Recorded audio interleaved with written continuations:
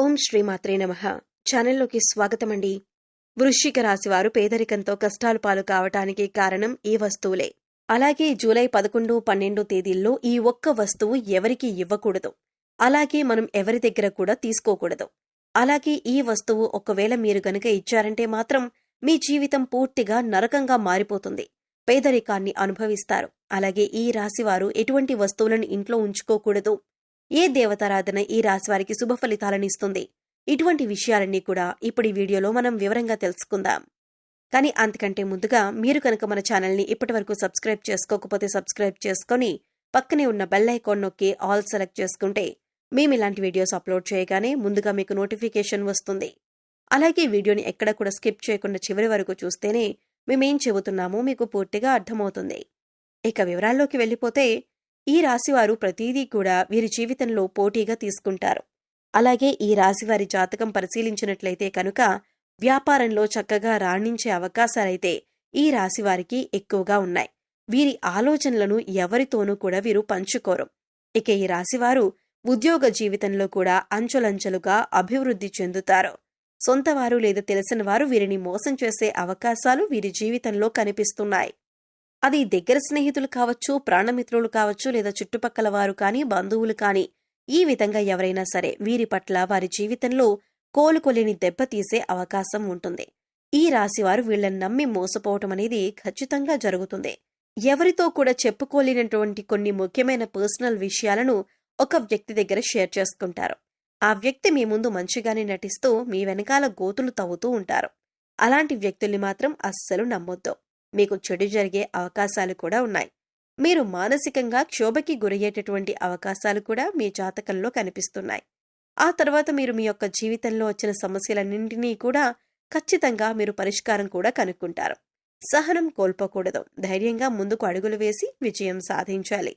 అలాంటి ధైర్యమే మీకు ఉంది. ఇక ఈ రాశివారు అన్నింటిలో కూడా ముందే ఉంటారు. మీ యొక్క జీవిత భాగస్వామి అన్ని అంశాల్లో మీకు సపోర్ట్ చేస్తారు. అందువల్ల మీకు ఎక్కువగా అనుకూలమైన ఫలితాలు కనిపిస్తూ ఉంటాయి.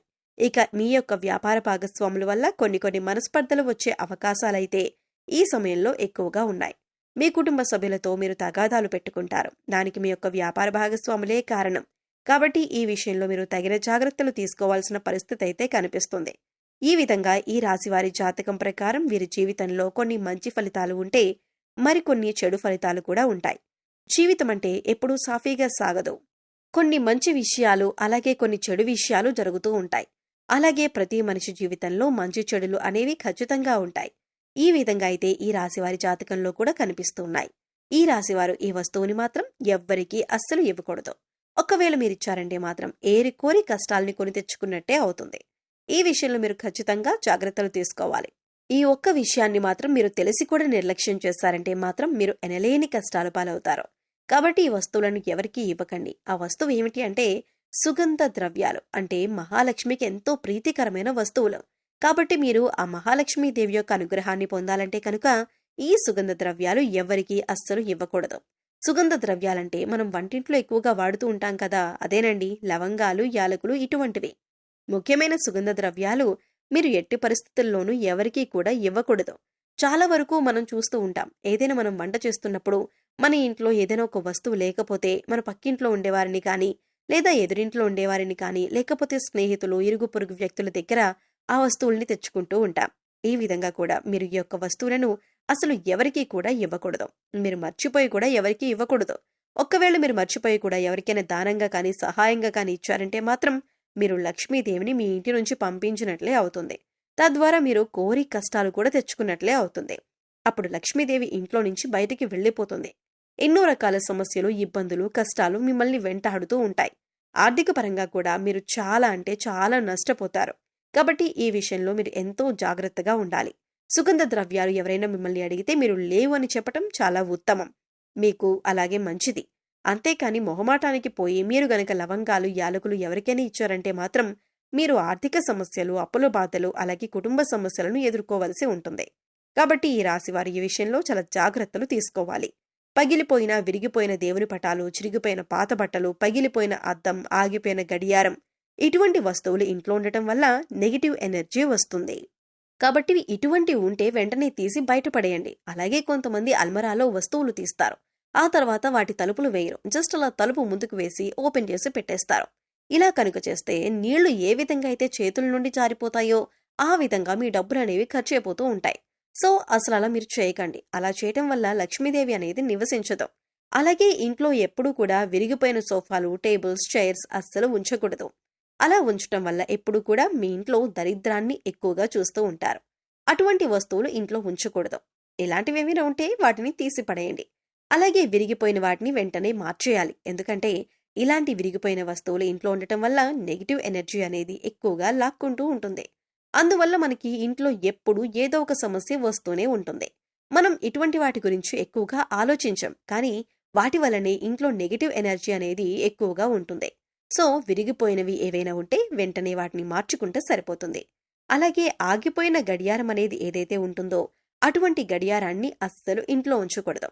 వెంటనే వాటిని బాగు చేయించుకోవాలి. ఆగిపోయిన గడియారం అంటే సాక్షాత్తు మన లైఫ్ని మనం స్టాప్ చేసుకున్న వాళ్ళం అవుతాం. అలాగే మన ఇంటిని కూడా నీట్గా, ఎటువంటి బూజులు లేకుండా, దుర్వాసన లేకుండా పరిశుభ్రంగా ఉంచుకోవాలి. మేం చెప్పినటువంటి జాగ్రత్తలు కనుక ఈ రాశి వారు తీసుకుంటే మీ ఇంట్లో మీకే తెలియకుండా ఎంతో ఎక్కువగా పాజిటివ్ వైబ్స్ అనేవి స్టార్ట్ అవుతాయి. తద్వారా మీ ఇంట్లో ఉన్న నెగిటివ్ ఎనర్జీ అనేది కూడా తగ్గిపోతుంది.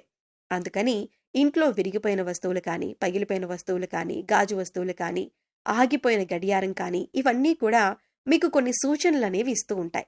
వాటి వల్ల నెగిటివ్ ఎనర్జీ అనేది వస్తుంది. అది మీరు గమనించండి.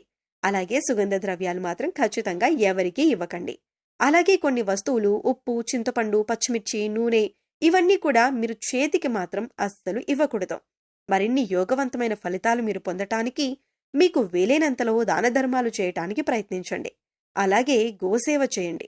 మూగజీవాలకు, పశుపక్ష్యాదులకు తాగటానికి నీరు, తినటానికి ఆహారాన్ని ఏర్పాటు చేస్తే గత జన్మలో మీరు తెలిసి తెలియక చేసిన పాపకర్మల యొక్క దుష్ఫలితాలు తొలగిపోతాయి.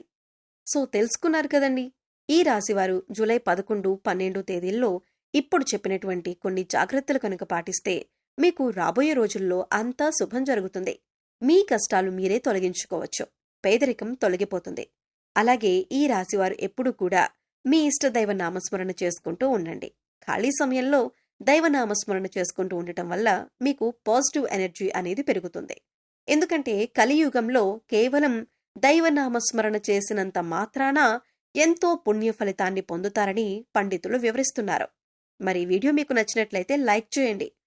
మీ ఫ్రెండ్స్ అండ్ ఫ్యామిలీ మెంబర్స్లో వృశ్చిక రాశి వారు ఎవరైనా ఉంటే వారితో ఈ వీడియోని షేర్ చేసుకోండి. అలాగే ఇప్పటి వరకు మన ఛానల్ని గనక సబ్స్క్రైబ్ చేసుకోకపోతే సబ్స్క్రైబ్ చేసుకొని పక్కనే ఉన్న బెల్ ఐకాన్ నొక్కి ఆల్ సెలెక్ట్ చేసుకుంటే మేమిలాంటి వీడియోస్ అప్లోడ్ చేయగానే ముందుగా మీకు నోటిఫికేషన్ వస్తుంది. మరో చక్కటి వీడియోతో మళ్ళీ కలుద్దామండి. ఓం శ్రీ మాత్రే నమః.